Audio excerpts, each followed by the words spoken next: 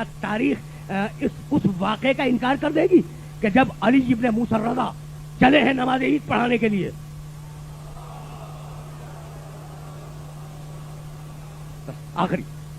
آخری حدود میں داخل ہو گیا، آخری مرحلوں سے قریب ہو گیا، لیکن جملے سنتے جاؤ. جب میرا 8واں امام 2 سال یا 2.25 سال کا عرصہ آپ نے خراسان میں گزارا ہے، اور اس 2.25 سال کے عرصے میں 2 مرتبہ عید آئی، عید الفطر، اور دونوں مرتبہ میرا امام نماز کے لیے نکلا، نماز پڑھانے کے لیے نکلا، اور دونوں مرتبہ آدھے راستے سے واپس کروا دیا گیا.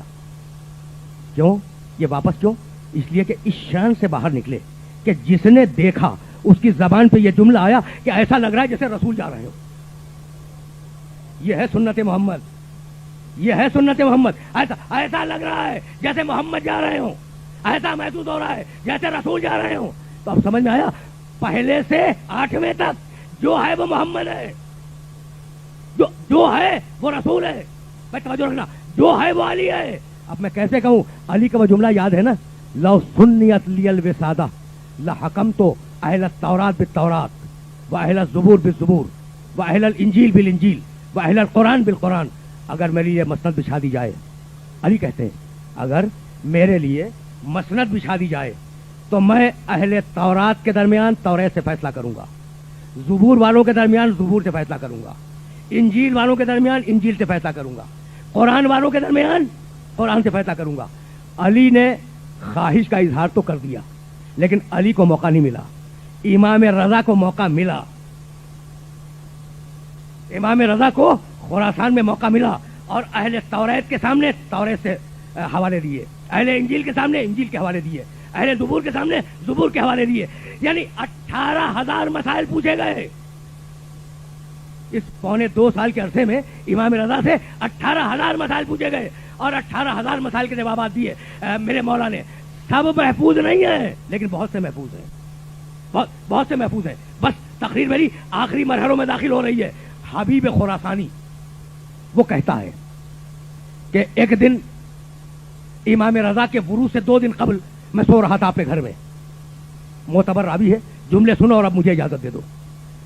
کہتا ہے کہ میں سو رہا تھا اپنے گھر میں، نیند کے عالم میں نے دیکھا کہ میں حج کے لیے گیا ہوں. بڑا عجیب و غریب واقعہ ہے، اور یہ یاد رہے کہ حبیب خراسانی میرے مسلک کا نہیں ہے. یہ بات ذہن میں رہے، حبیب خراسانی کا تعلق میرے مسلک سے نہیں ہے. میں خواب میں ہوں، امام رضا کے آنے میں 2 دن ہیں.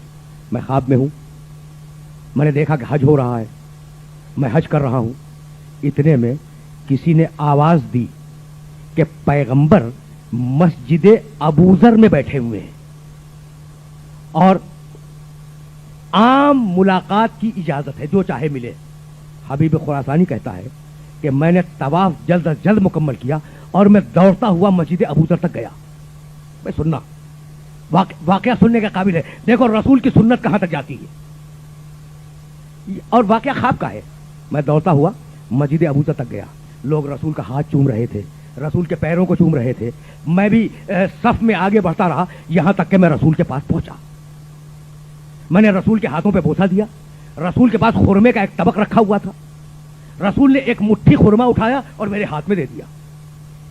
میں واپس نکلا، میں نے مٹھی کھولی، خرمے گنے 18 تھے اور میری آنکھ کھل گئی. واقعہ سن لیا آپ نے؟ واقعہ سن لیا، واقعے میں کچھ نہیں ہے. خرمے گنے 18 تھے، میری آنکھ کھل گئی. 2 دن کے بعد امام رضا خراسان میں وارد ہوئے اور اذن عام ہوا کہ جو چاہے ملاقات کے لیے آئے. حبیب خراسانی پہنچا ملاقات کے لیے.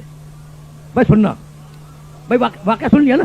2 دن کے بعد حبیب خراسانی امام آئے، حبیب خراسانی ملاقات کے لیے پہنچا. مجمع لگا ہوا تھا، وہ صف بنا کر امام تک پہنچا، امام کے ہاتھ چومے. حبیب خراسانی کہتا ہے کہ خدا کی قسم، بھائی وہ قسم کھا کے کہتا ہے، امام کے داہنے پہلو میں خرمے کا ایک طبق رکھا تھا. امام نے ایک مٹھی طبق خرما اٹھایا اس طبق سے اور میرے ہاتھ میں رکھ دیا. میں نے جب گنے تو وہ 18 تھے. بھائی سننا جملہ تو میں عرض کروں گا. میں نے امام کے سامنے انہیں گنا، وہ 18 تھے. میں نے کہا فرزند رسول کچھ اور دے دیجئے. تو مسکرا کے کہنے لگے اگر میرے نانا نے زیادہ دیے ہوتے تو میں بھی تجھے زیادہ دے دیتا.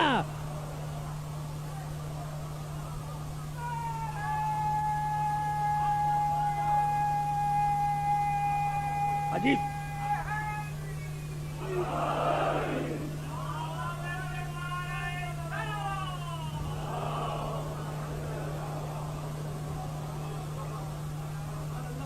بھائی آپ نے توجہ فرمائی, رسول کی مٹھی سے علی رضا کی مٹھی تک. بھائی آپ نے توجہ کی. بھائی عدد وہاں بدلتا ہے جہاں مٹھی بدل جائے. بس میری تقریر تمام ہو گئی. عدد وہاں بدلے جہاں مٹھی بدل جائے. یمن کا مال غنیمت آیا. بس اب زیادہ زحمت نہیں دوں گا, 60 دقیقوں سے اوپر چلی گئی بات. یمن کا مال غنیمت آیا. اچھا, مال غنیمت کی صورت کیا تھی؟ سونے چاندی کے سکے. سونے چاندی کے سکے مال غنیمت میں آئے. کہا علی تم انہیں تقسیم کر دو. ابن ابی الحدید معتزلی رحمۃ اللہ علیہ نے اپنی شرح نہج البلاغہ میں اس واقعے کو لکھا ہے, اور ابن ابی الحدید کا تعلق میرے مسلک سے نہیں ہے. کہا علی یہ سونے چاندی کے سکے ہیں, انہیں تقسیم کر دو, مال غنیمت کو تقسیم کر دو. علی نے مٹھی بھر بھر کے دینا شروع کر دیا. مٹھی میں اٹھایا, دے دیا. پھر مٹھی بھری, دوسرے کو دے دیا. پھر مٹھی بھری, تیسرے کو دے دیا. لوگ آئے, یا رسول اللہ علی عدل نہیں کر رہے ہیں.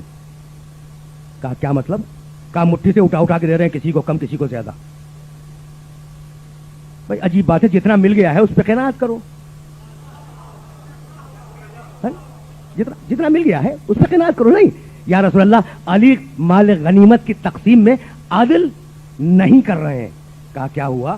کہا مٹھی سے اٹھا کے دے رہے ہیں. کہا اچھا ایسا کرو کہ جنہیں غنیمتیں مل گئی ہیں ان سب کو بلاؤ, واپس بلاؤ. جن کو مل چکی ہے نا ان سب کو بلاؤ, اور میرے سامنے علی کو بلاؤ. علی بھی بلائے گئے اور ان لوگوں کو بھی بلایا گیا جن کو علی نے مٹھیوں سے غنیمتیں تقسیم کی تھی. وہ آئے, کہا اپنی اپنی مٹھی الگ الگ رکھ دو. رکھ دی گئی نا. اب ایک شخص کو حکم دیا تھا, ترازو لا. ترازو آیا اور کہا کہ تم اپنے ہاتھ سے ایک پلے میں ایک مٹھی رکھو, دوسرے پلے میں دوسری مٹھی رکھو. اور اس کے بعد اسے تول کے بتلایا اور کہا کہ اگر جو برابر بھی کمی بیشی ہو جائے تو علی کا ذمہ دار میں ہوں.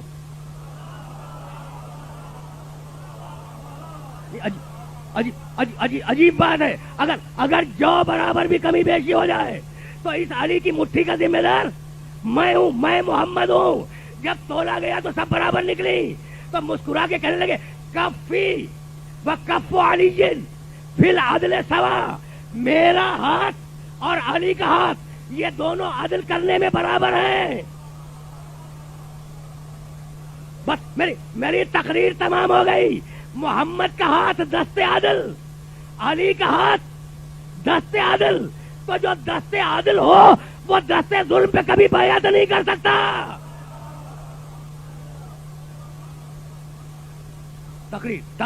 تقریر تمام ہوئی. گفتگو ختم ہوئی. محمد کی مٹھی سے علی رضا کی مٹھی تک. مزاج ایک, طینت ایک, خون ایک, عصمت ایک, طہارت ایک,